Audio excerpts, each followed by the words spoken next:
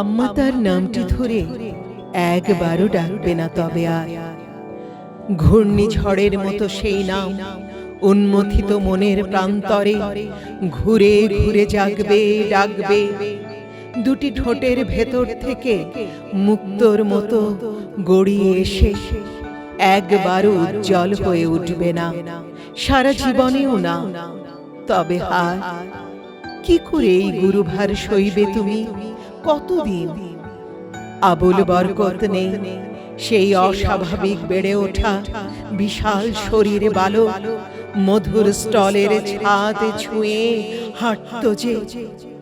তাকে ডেকো না, আর একবার ডাকলে ঘৃণায় তুমি কুঁচকে উঠবে।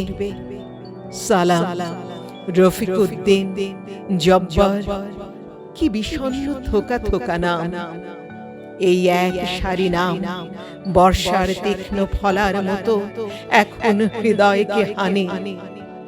বিচ্ছেদের জন্য তৈরি হওয়ার আগে আমরা ওদেরকে হারিয়েছি। কেননা প্রতিক্রিয়ার গ্রাস জীবন ও মনুষ্যত্বকে সমীহ করে না। ভেবে ওঠার আগে আমরা ওদেরকে হারিয়েছি। কেননা প্রতিক্রিয়ার কৌশল এক মৃত্যু দিয়ে হাজার মৃত্যুকে ডেকে আনে।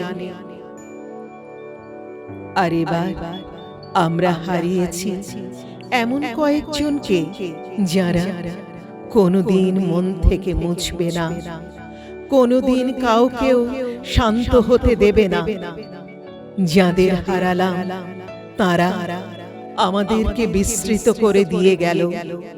দেশের এ প্রান্ত থেকে ও প্রান্ত কথা কণা করে ছড়িয়ে দিয়ে গেল। দেশের প্রাণের দীপ্তির ভেতর মৃত্যুর অন্ধকারে ডুবে যেতে যেতে